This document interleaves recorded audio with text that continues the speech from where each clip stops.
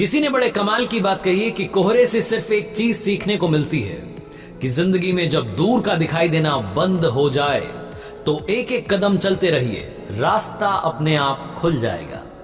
Hi guys, मेरा नाम है आरजे कार्तिक। एक छोटी सी कहानी, ये कहानी एक ऐसे राजा की जिसने गलत तरीके से, क्रूरता से अपनी ही जनता का पैसा, अपनी ही जनता से धन जवाहरात लूट करके एक अपना बड़ा सा खजाना बना लिया था।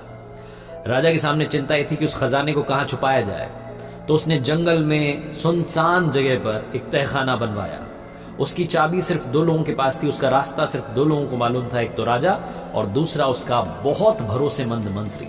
इन दोनों के पास में उसकी चाबी थी। राजा को लगता था कभी अगर मैं नहीं जा पाया तो मंत्री को भेज करके एक बार चेक करवा लूंगा कि सब कुछ ठीक है, सब कुछ सुरक्षित है। बीच बीच में मंत्री को भेज दिया करता था, दौरा करके चेक करके वो सारा देता था कि हाँ जी वहाँ रखा हुआ है। कुछ और लूट लेते थे तो उसको भी वहां पहुंचा देते थे। कुल मिलाकर के वो जो तहखाना था वो एक तरीके की अपनी एक जन्नत बन गई थी, जिसमें बहुत सारा खजाना था, बहुत सारे हीरे जवाहरात थे, ऐसे ऐसे रत्न थे जिनके बारे में शायद दुनिया को भी मालूम नहीं था। एक बार राजा के मन में आया रात में कि काम करता हूँ, आज जाकर के एक बार खजाना देख करके आता हूँ। सुबह सुबह सूर्योदय होने वाला था। उस वक्त राजा घोड़े पर सवार होकर के चुपचाप अपने राजमहल से निकला और उस जगह पर पहुंच गया, उस जंगल में सुनसान जगह पर जहां तहखाना था। उसकी चाबी राजा के पास थी। दरवाजा खोला, उसके बाद अंदर गया, जाकर के हीरे जवाहरात देखने लगा और मंत्रमुग्ध हो गया। वो होता है ना कि सेल्फ ऑब्सेशन होता है, अपने आप को सिकंदर मानने लगा। उसको लगा कि दुनिया में मुझसे अमीर कोई नहीं है।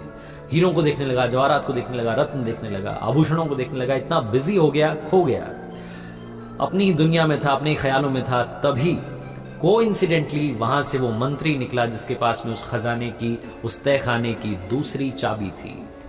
उसने देखा कि दरवाजा खुला हुआ था और वो डर गया। उसे लगा कि क्या पता शायद मैं एक दो दिन पहले आया था चेक करने के लिए, तब शायद मुझसे गलती से दरवाजा खुला तो नहीं रह गया। डर के मारे फटाफट से जल्दी से उसने उस दरवाजे को लॉक किया और वहां से चला गया राजमहल की तरफ। राजा साहब अंदर मंत्रमुग्ध हो रहे थे, हीरों में, जवाहरात में, आभूषणों में।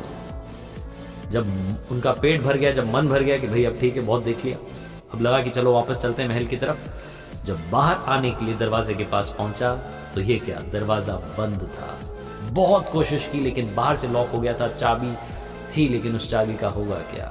अंदर से दरवाजा पीटता रहा, आवाज देता रहा कि काश कोई सुन ले, मेरे लिए दरवाजा खोल दे। घंटों बीत गए, भूख लग रही थी, प्यास लग रही थी, क्या करता राजा, बस चिल्लाता जा रहा था। दरवाजे के पास बहुत देर तक बैठा रहा। वापस आया अपने हीरे जवाहरात के पास और उनसे कहने लगा कि नायाब हीरे, क्या मुझे एक घूंट पानी पिला दोगे।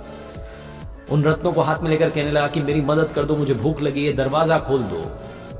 राजा को ऐसा लगा शिकार कर लिया, वो जंगल में कहीं गया। बहुत उल्टे सीधे ख्याल आए। फिर मंत्री के मन में यही ख्याल आया कि काम करते हैं, खजाना जिसके बारे में मुझे पता है उसे जाकर के देख आता हूँ, उसमें से कुछ अपने लिए लेकर के निकल लेता हूँ। राजा का तो अता पता नहीं है। मंत्री के पास तो दूसरी चाबी थी। मंत्री ने ही उस दरवाजे को लॉक किया था। आया चुपचाप से, छिपते छिपाते दरवाजा खोला और जब अंदर गया तो सुन्न रह गया। एक लाश पड़ी हुई थी, हीरों की जो बिस्तर बनी थी उस पर एक लाश पड़ी थी और वो लाश राजा की थी। दीवार पर कुछ लिखा था, दीवार पर खून से लिखा था कि मेरी जिंदगी भर की कीमत, ये दौलत, इतनी मेहनत करी, ये जो सारा मेरा खजाना था, मेरी जिंदगी भर की जो कमाई थी, वो मुझे मरते वक्त एक घूंट पानी और एक निवाला नहीं दे सकी।